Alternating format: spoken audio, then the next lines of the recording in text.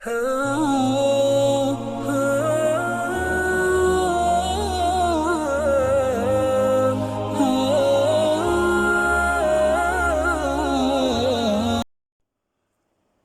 अलैकुम वरहमतुल्लाह नहमदुहु व नुसल्ली अला रसूलिहिल करीम अम्मा बाद फ़अऊज़ु बिल्लाहि मिनश शैतानिर रजीम बिस्मिल्लाहिर रहमानिर रहीम। इंशाल्लाह आज हम लोग फर्दर कंटिन्यू करेंगे अपना सीरीज़ लाइफ ऑफ प्रॉफिट के ऊपर। और उससे पहले नॉट इंटेंशनली लेकिन कुछ ना कुछ ऐसी कुरान को पढ़ते हुए एक आयत कुछ ना कुछ ऐसे आती है कि विच आई फील लाइक अगर शेयर कर दिया जाए तो उसका कुछ ना कुछ फ़ायदा हो जाएगा। मुझे नहीं पता कि डेली ऐसा हो सकेगा या नहीं हो सकेगा, लेकिन इन केस अगर मुझे कुछ ऐसा लगा कि जो हम लोग नॉर्मली तिलावत के दौरान पढ़ते पढ़ते गुजर जाते हैं उससे, तो अगर उसका एक आयत को चूज़ करके बता दिया जाए तो शायद वो बेनिफिशियल होए। तो आज सूरह माइदा के अंदर मैं एक आयत पढ़ रहा था, तो खैर हर आयत ही वर्थ शेयरिंग है, लेकिन मुझे लगा कि ये अगर मैं बता दूं तो शायद इसका बड़ा बेनिफिट होएगा हम लोगों के लिए। कि अल्लाह ताला फरमाते हैं, ये आयत नंबर 105 है सूरह माइदा की। या अय्युहल्लज़ीना आमनू अलैकुम अनफुसकुम, ए ईमान वालो तुम लोगों के लिए तुम्हारी अपनी जानों का सवाल है, बस कि तुमने ये जवाब देना है अपनी जान के बारे में। ला यदुर्रुकुम मन दल्ला इज़ा इह्तदैतुम, तो कोई दूसरा तुम्हें गुमराह नहीं कर सकता। ला यदुर्रुकुम, नुकसान नहीं पहुंचा सकता। मन दल्ला, जो कि गुमराह हो। इज़ा इह्तदैतुम, अगर तुम खुद हदायत पे हो। तो इतना इम्पॉर्टेंट चीज़ मुझे लगी कि अल्लाह ताला कुरान के अंदर इस चीज़ को इस तरह से मेंशन कर रहे हैं कि अगर तुम खुद हदायत पे हो और अगर तुम्हें ख़ुद को पता है और तुम्हें ये इल्म है कि मुझे क्या करना है और क्या नहीं करना, किन चीज़ों से मुझे बचना चाहिए और किन चीज़ों को करने का अल्लाह ताला ने हुक्म दिया है, अगर मुझे इन चीज़ों का पता होएगा ना, तो कोई दूसरा आपको जो है ना कंस्पिरेसी थेरीज बना के और आपको आके आपके रस्से से आपको हटा नहीं सकता। अगर अल्लाह ताला कहते हैं कि अगर आप हदायत पे हो और आपसे सवाल सिर्फ आपकी जान के बारे में किया जाएगा, तो कोई दूसरा आपको आके भटका नहीं सकता। और फिर अल्लाह कहता है इलल्लाहि मर्जिउकुम जमीअन, और फिर सब के सब का लौटना जो है वो वापस अल्लाह की तरफ ही है। फ़युनब्बिउकुम बिमा कुंतुम तामालून, और फिर अल्लाह ताला बता देगा कि जो कुछ तुम अमल किया करते थे। तो ये अल्लाह ताला ने बड़ा प्रिसाइजली, कि बजाय इसके कि हम लोग ये देखें कि फ़लाँ ने मुझे गुमराह कर दिया, ये कोई नहीं कह सकेगा, क्योंकि अल्लाह ताला ने कहा है कि अगर आप ख़ुद हदायत पे हो तो आपको कोई गुमराह नहीं कर सकता। लेकिन शर्त अल्लाह ने यही लगाई है कि आप ख़ुद हदायत पे होने चाहिए। तो इस आयत के बाद इंशाल्लाह शुरू करते हैं कि कल हम लोगों ने दो ज़बरदस्त वाक़यात पढ़े थे, हज़रत उमर रज़ियल्लाहु ताला अन्हा के मुसलमान होने का और हज़रत हमज़ा रज़ियल्लाहु ताला अन्हा के मुसलमान होने का। और उसके बाद आपको बताया था कि कुफ़ार ने किस तरह से अजीब व गरीब किस्म के जो ऑफ़र्स हैं वो हज़रत अबू तालिब को किए कि आप अपने भतीजे को हमारे हवाले कर दें और हम उसके जो भी ब्लड मनी है जितने लोगों की आप चाहते हैं वो हम पे कर देते हैं, या आप उनको हमें हैंड ओवर कर दें और हम अपना बच्चा जो भी लीड में से कोई भी बच्चा आप चुनते हैं हम उसको दे देते हैं। और दोनों चीज़ें जो हैं वो बड़ी इलॉजिकल थी, इसलिए हज़रत अबू तालिब ने उसको रिफ्यूज़ कर दिया। तो इसके बाद हम लोग पहुँचे थे कि सब कुरैश ने मिलके फिर फाइनली ये फ़ैसला किया कि हम लोग एक ऐसा कॉन्ट्रैक्ट बनाएंगे इन राइटिंग, और टू बी रिमाइंडेड कि उनके अंदर लिखने पढ़ने का बहुत ज़्यादा रिवाज नहीं था, लेकिन ये अटमोस्ट इम्पॉर्टेंस की चीज़ थी, इसलिए उन्होंने कहा कि इसको लिखा जाएगा बाकायदा। और वो कॉन्ट्रैक्ट क्या था? That was a boycott of Muslims and specially to Banu Hashim and बनु अब्दुल मुत्तलिब, बनु अबी तालिब, कि उनके साथ हम लोग बाइकआउट करेंगे। और बाइकआउट के अंदर बाकायदा जो कंडीशंस उन्होंने रखी थी उनमें से चंद एक ये हैं कि ना तो इस ख़ानदान के अंदर कोई हम में से शादी करेगा, ना वो हमारे ख़ानदान के अंदर शादी कर सकेंगे, ना हम उनके घरों में जाएंगे ना वो हमारे घरों में आएंगे, ना हम लोग उनको कोई चीज़ देंगे और ना उनसे कुछ लेंगे। इवन हम लोग किसी किस्म की बिज़नेस ट्रांजैक्शंस भी जो हैं वो उनके साथ नहीं किया करेंगे। टोटल सोशल बाइकआउट होगा उनका, किसी किस्म का लिंक नहीं होएगा, कोई इस्लाम दुआ नहीं होएगी, कोई मेल जोल नहीं होएगा और हर चीज़ से कट ऑफ कर दिया जाएगा उनको।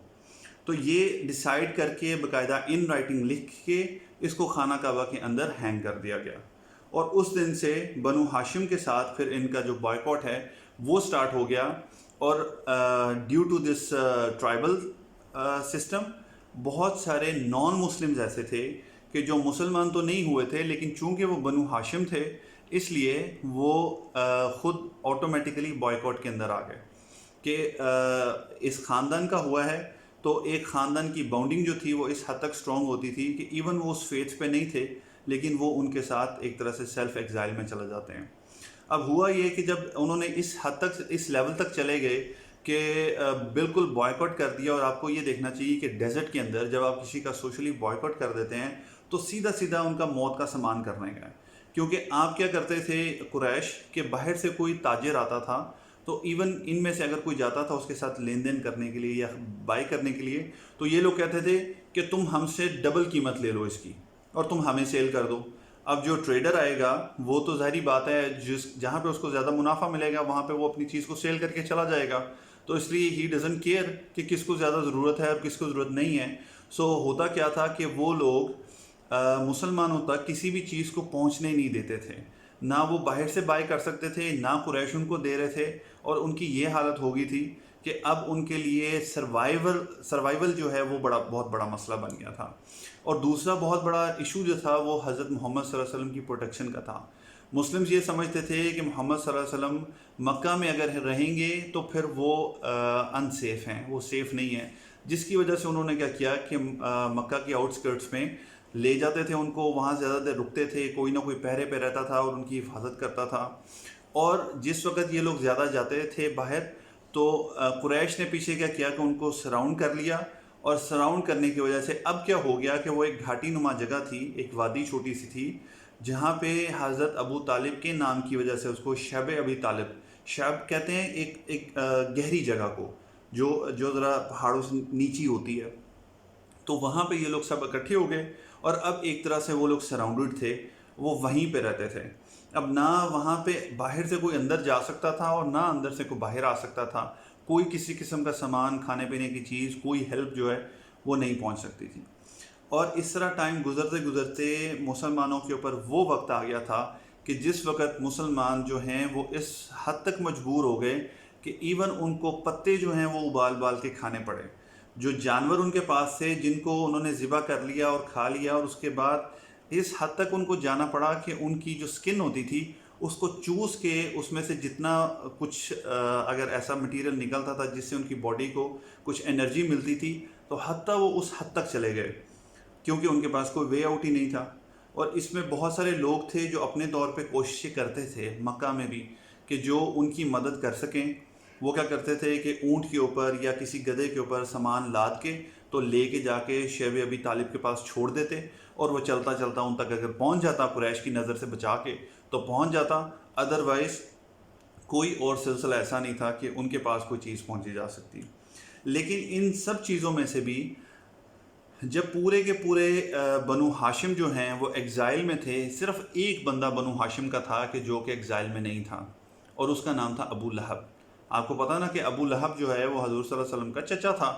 اور بنو ہاشم میں سے تھا, سیم فیملی سیم کلین میں سے تھا. لیکن وہ باوجود اس کے کہ اس نے سب کچھ بھلا دیا اور دشمنی میں اس حد تک گیا کہ جس وقت اس فیملی کے نان مسلمز بھی ان کے ساتھ تھے تب بھی یہ اس ایگزائل میں نہیں تھا اور یہ ان سے الگ تھا. یہی جب معاملہ ابھی چل ہی رہا تھا تو حضرت محمد صلی اللہ علیہ وسلم نے پھر سے ان مسلمانوں کو بولا کہ جو آلریڈی اس حد مطلب افورڈ کر سکتے ہیں ٹو ٹریول ٹو ابیسینیا, تو انہوں نے کہا کہ آپ مائیگریٹ کر جائیں. آپ کو یاد ہے کہ پہلے بھی ایک دفعہ مائیگریشن ہوئی تھی جس میں 10-12 لوگ تھے مرد اور 5 یا 6 جو خواتین تھیں, 17-18 لوگ تھے یہ. اور وہ لوگ جب حضرت عمر اور حضرت حمزہ مسلمان ہوئے تو وہ لوگ واپس آ گئے یہ سوچ کے کہ شاید قریش مسلم ہو گئے, لیکن ایسا کیس نہیں تھا. تو اب جب دوبارہ سختی ہوئی اور اب جو ہے نمبر آف پیپل بھی زیادہ ہو چکے تھے تو حضرت محمد صلی اللہ علیہ وسلم نے پھر سے ان سے کہا کہ جو اس وقت افورڈ کر سکتا ہے جانا وہ حبشہ کی طرف جو ہے وہ سفر اختیار کرے. اور وہاں کا بادشاہ جو ہے نیگس وہ ایک کرسچن, ایک جسٹ رولر ہے, اور ضرور وہ ان کو رہنے کے لیے جگہ دے گا اور اس کو پناہ ملے گی وہاں پہ. تو اس ٹائم کیا ہوا کہ اس دفعہ آلموسٹ 83 مین تھے اور 18 ویمن تھیں کہ جنہوں نے مائگریٹ کیا، اور ان کا سردار یا اس کیروان جو ہے وہ انڈر دا سپرویژن آف جعفر بن ابی طالب کے تھا، کہ جو کہ حضرت علی رضی اللہ تعالیٰ عنہ کے بڑے بھائی اور نبی کریم صلی اللہ علیہ وسلم کے کزن تھے. ان کے سپرویژن کے اندر یہ کیروان چلا گیا ابیسینیا کے لیے. اس کے پیچھے بہت سارے قریش نے لوگوں کو بھگایا کہ جا کے ان کو پکڑ لیں، لیکن وہ ان کو پکڑ نہیں سکے. وہ سمندر کے راستے ابیسینیا کے لیے ٹریول کر گئے، اور جب وہ وہاں پہ پہنچے تو وہ جا کے سیدھا نجاشی کے دربار میں پہنچے اور سارا پرسیکیوشن اور یہ ساری چیزیں بتائیں. تو نجاشی نے ان کو الاؤ کیا کہ وہ یہاں پہ رہ سکتے ہیں. ان کے پیچھے ہی قریش نے کیا کیا، اب وہاں پہ مکہ میں تو رہنے نہیں دے رہے تھے، لیکن وہ یہ کیسے برداشت کر لیتے کہ وہ کسی اور جگہ جا کے سکون سے زندگی گزار رہے ہیں. تو انہوں نے عمر بن العاص جو اس وقت کافر تھے، بعد میں مسلمان ہو گئے، ان کو پیچھے بھیجا. اب یہ عمر بن عاص جو تھے یہ ایک طرح کے قریش کے امبیسڈرز تھے. جو امبیسڈر تھے، ون آف دا امبیسڈر، کہ جب وہ جاتے تھے ان کو اپنی زبان کے اوپر بڑا عبور حاصل تھا، بہت ہی زبردست آرگومنٹ کرتے تھے، اور بہت زبردست ان کی جو ہے وہ سکلز تھی، جسے آج کے دور میں آپ پی آر سکلز کہتے ہیں، کہ بڑی جلدی ان کی پی آر بن جاتی اور ان چیزوں میں ماہر تھے. ان کو بھیجا. وہ گئے جب نجاشی سے، وہ چونکہ تجارت کے سلسلے میں جاتے رہتے تھے اور وہ جانتے تھے ان کی اپروچ تھی اس کے دربار تک، تو انہوں نے جا کے بتایا کہ یہ کچھ قریشی لوگ ہیں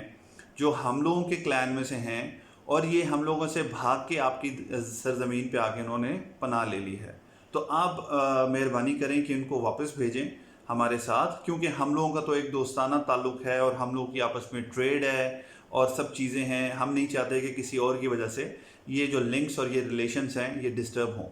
آپ دیکھیں کہ آج بھی جب کسی ملک کے اوپر کسی قسم کا دباؤ ڈالنا ہوتا ہے نا، تو آج بھی یہی ٹیکٹکس ہیں، یہی سیم چیزیں ہیں، کہ بتایا یہ جاتا ہے کہ کسی کی وجہ سے ہماری ٹریڈ کے اوپر اگر ایفیکٹ آئے گا، ہماری اکانومی ایفیکٹ ہوگی، تو اس سے بہتر یہ ہے کہ جو ہم کہہ رہے ہیں آپ وہ بات کو مان لیں، تاکہ آپ کی اکانومی اور آپ کی ٹریڈ جو ہے اس کو کسی قسم کا کوئی نقصان نہ پہنچے. تو سیم ٹیکٹک یوز کی گئی اس وقت بھی. بٹ نجاشی جو تھا وہ ایک جسٹ رولر تھا، جیسا کہ نبی کریم صلی اللہ علیہ وسلم نے بتایا، اور انہوں نے کیا کیا کہ حضرت جعفر کو اور کچھ لوگوں کو بلا لیا تاکہ پوچھیں کہ یہ جو معاملات ہیں یہ کیا ہیں.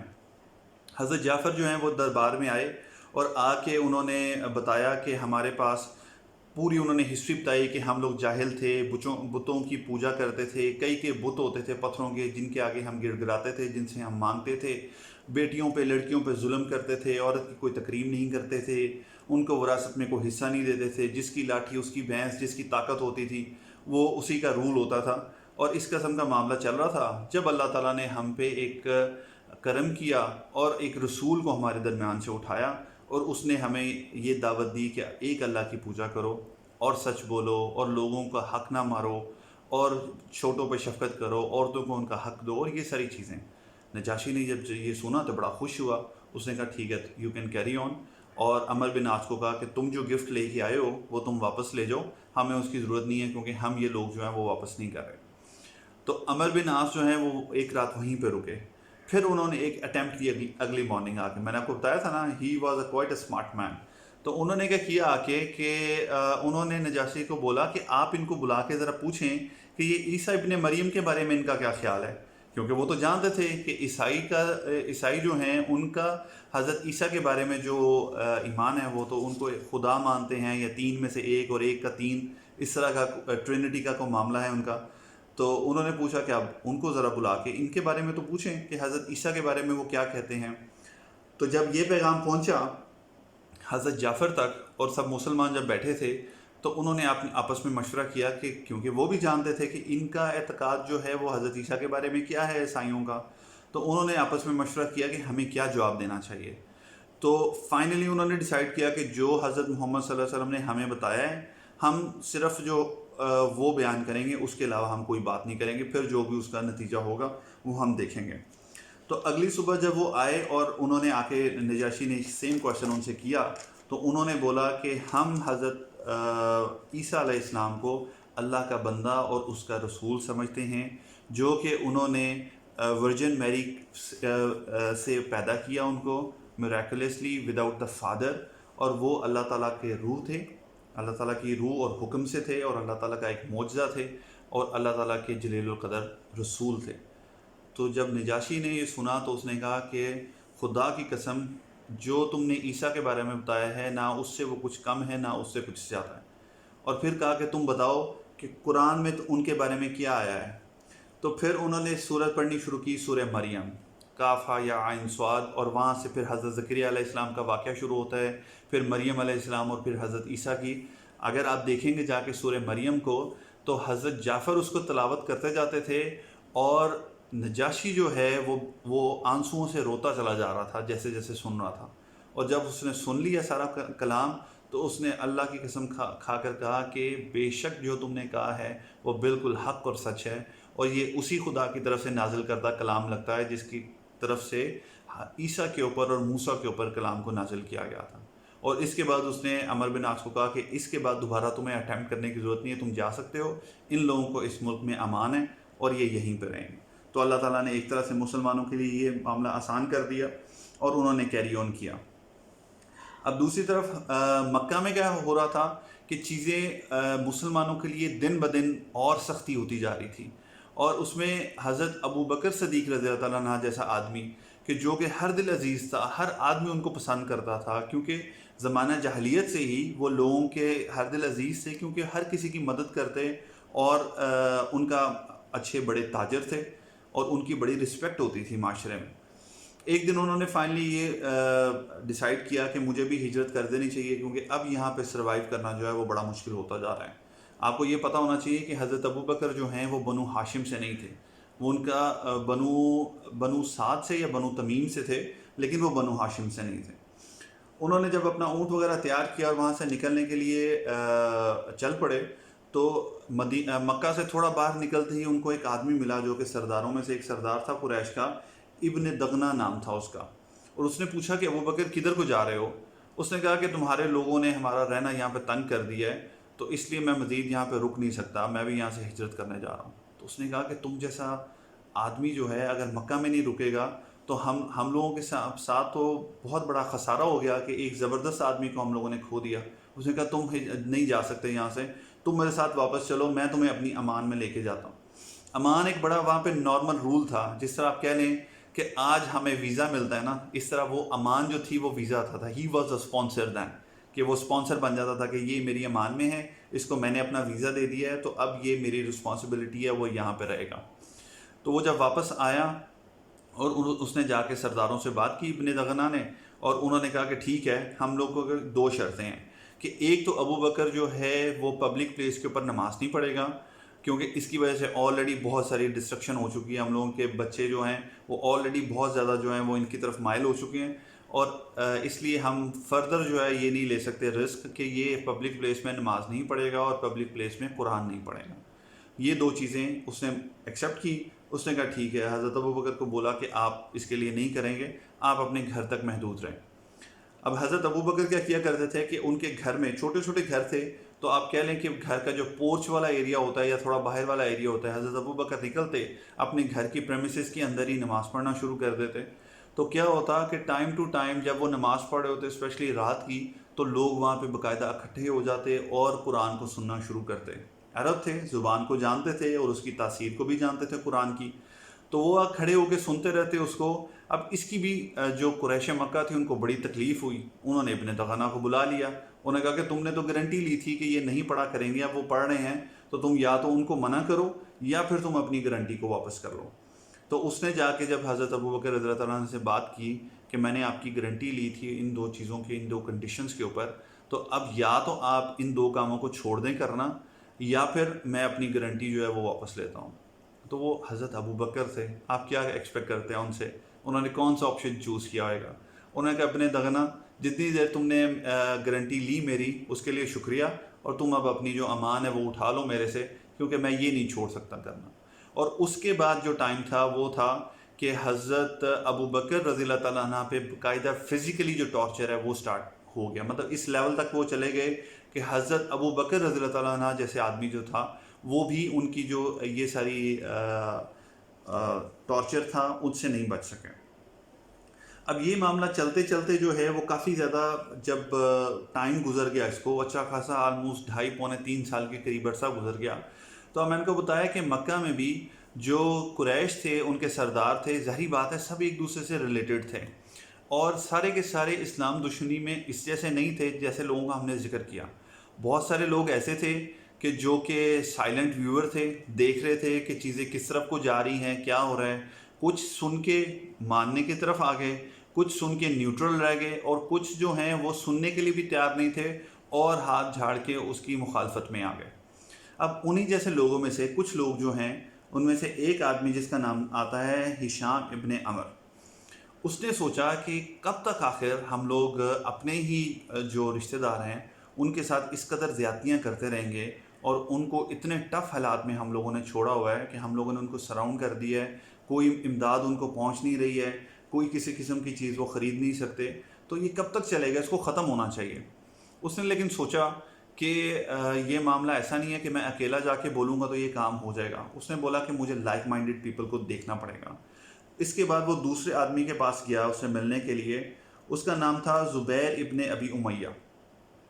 زہیر ابن ابی امیہ سے جا کے اس نے جب یہ بات کی تو اس نے کہا بالکل تم ٹھیک کہتے ہو، میرا خیال ہے ہمیں اس کے لیے کچھ کرنا چاہیے اور ہمیں چل کے بات کرنی چاہیے۔ لیکن انہوں نے کہا کہ ابھی بھی نہیں، 2 آدمی بھی اس کے لیے کافی نہیں ہے، ہمیں ایک اور آدمی کو ڈھونڈنا چاہیے۔ اس کے بعد ان لوگوں نے ایسے ہی بات کرتے کرتے جو اپنے قریبی لوگ تھے اس میں سے ایک مطعم بن عدی وہ ملا، اور آگے چل کے مطعم ابن عدی جو ہے اس کا ذکر آئے گا، اور اس لیے یہ نام جو ہے ہمیں پتہ ہونا چاہیے۔ پھر ابو البختری بن حشام اور زما ابن اسودی، یہ 5 لوگ جو ہیں یہ فائنلی اس چیز کے اوپر ان لوگوں نے کیا کہ ہم لوگ اب جائیں گے، اور پلان ان لوگوں نے باقاعدہ کیا کہ ہم لوگ جا کے جب خانہ کعبہ کے قریب جو ہے سردار بیٹھے ہوتے ہیں تو جا کے ہم لوگ بات کریں گے، اور ایک بندہ ہم لوگوں میں سے اٹھے گا اور بات کرے گا، اور باقی پھر 1 بائی 1 اس کی سپورٹ میں اٹھتے چلے جائیں گے، اور اس طرح ہم دیکھیں گے کہ کس طرح ہم لوگ اس معاملے کو ختم کر سکتے ہیں۔ ایک سائڈ پہ یہ معاملہ چل رہا تھا، اور دوسری سائڈ پہ اللہ تعالیٰ نے آسمان سے وحی بھیجی محمد صلی اللہ علیہ وسلم کو، اور ان کو بتایا کہ جو کانٹریکٹ لکھ کے ہینگ کیا گیا تھا وہ اللہ تعالیٰ نے کیڑے مکوڑوں کے ذریعے وہ کھا لیا، اور وہ ختم ہو گیا بالکل، سوائے جہاں پہ اللہ کا نام لکھا تھا، اس کے علاوہ پورا کا پورا وہ پیپر یا وہ جو بھی ان کا کانٹریکٹ تھا وہ کھایا گیا۔ حضرت ابو طالب بولتے ہیں کہ بھتیجے کیا تم شور ہو اس معاملے میں؟ تو انہوں نے کہا کہ مجھے اللہ تعالیٰ نے وحی کر کے بتایا ہے، تو اس سے سچی بات تو کوئی ہو نہیں سکتی۔ تو انہوں نے کہا ٹھیک ہے، اگر تم یہ سمجھتے ہو تو میں جا کے قریش سے بات کرتا ہوں۔ تو اب اللہ تعالیٰ کا کرنا ایسا تھا، یہ ایکچولی 2 ڈفرینٹ نریشنز ہیں جن کو ہم بتا رہے ہیں آپ کو ملا کے، کہ وہاں سے یہ 5 لوگ جو ہیں وہ محفل میں پہنچتے ہیں اور بات شروع کرتے ہیں۔ جب ابو جہل اٹھ کے کھڑا ہو کے بات کرنا شروع کرتا ہے تو ان میں سے پہلا آدمی اٹھتا ہے ابن ہشام، اور وہ بولتا ہے کہ وہ جہل بہت ہو گیا، اب اور کتنا ہم لوگ ان لوگوں پہ ظلم کریں گے، آخر یہ بھی ہم لوگوں کے رشتہ دار ہیں اور ہمیں اس معاملے کو اب ختم کرنا چاہیے، یہ بہت زیادہ ہو گیا ہے، you are just crossing the limit. ابھی وہ یہ بات کر رہے ہیں، اور جو ابو جہل ہے وہ اس کو جواب بھی نہیں دے پاتا کہ اتنے میں دوسرا آدمی کھڑا ہوتا ہے، کہتا ہے بالکل ابن ہشام بالکل ٹھیک کہہ رہا ہے کہ ہمیں اس معاملے کو ختم کرنا چاہیے، تم نے اس کو بہت زیادہ سیریس لے لیا اور پرسنل لے کے اس کو بہت لمبا کھینچ دیا، اب اس کو یہاں پہ ختم کرو۔ اتنے میں مطعم ابن عدی کھڑا ہو جاتا ہے، وہ بولتے ہیں کہ میں بالکل ان کو بیک کرتا ہوں۔ اب جب یہ 3 لوگ یہ تو پلان کر کے آئے ہوئے تھے، لیکن کیا ہوا کہ اس میں سے بہت سارے لوگ ایسے بیٹھے تھے کہ جو یہ کہنا چاہتے تھے لیکن ابو جہل کے ڈر کی وجہ سے یا پھر لوگ میرے خلاف ہو جائیں گے کہہ نہیں پا رہے تھے، تو بہت ساری آوازیں جو ہیں وہ اٹھنا شروع ہو گئی۔ تو اس طرح 5 لوگ تو گئے تھے، اس میں اور بھی لوگ ایڈ ہوتے گئے۔ ابھی یہی شور سب مچا ہوا تھا کہ اتنے میں ابو طالب وہاں پہ پہنچ گئے۔ اب آپ کو پتہ ہے کہ ابو طالب ایگزائل میں ضرور تھے لیکن وہ بھی سرداروں میں سے ایک سردار تھے، ان کی ایکسٹینڈنگ تھی وہاں پہ۔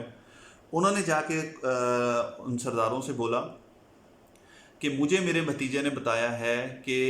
جو تم لوگوں کا لکھا گیا کانٹریکٹ تھا وہ ختم ہو چکا ہے، اور اللہ تعالیٰ نے اس کو ختم کر دیا ہے سوائے اللہ کے نام کے۔ تو انہوں نے کہا کہ ابو طالب کیا تم شور ہو کہ ایسی بات ہے؟ اس نے کہا کہ اگر میری بات جھوٹی نکلی تو میں اپنے بھتیجوں کو تمہیں ہینڈ اوور کر دوں گا۔ اب ان کو کیا چاہیے تھا، بیسیکلی جو بات شروع ہوئی تھی وہ تو یہیں سے شروع ہوئی تھی نا کہ محمد صلی اللہ علیہ وسلم کو آپ ہینڈ اوور کر دیں ہمیں۔ تو اس نے کہا ٹھیک ہے، اگر ایسا معاملہ ہوا تو پھر محمد صلی اللہ علیہ وسلم کو میں ہینڈ اوور کر دوں گا، اور اگر میری بات سچی ہوئی تو پھر تم لوگ یہ بائیک آؤٹ کو ختم کر دو گے۔ اس چیز پہ کنسنسس ہو گیا، وہ لوگ ایگری کر گئے. انہوں نے خانہ کعبہ کا جا کے دروازہ جب کھولا تو سبحان اللہ، اللہ تعالیٰ کے نبی صلی اللہ علیہ وسلم کی خبر تو جھوٹی ہو نہیں سکتی، اور وہ پورا کا پورا کانٹیکٹ ختم ہو چکا تھا، کیڑا اس کو کھا چکا تھا سوائے اللہ کے نام کے.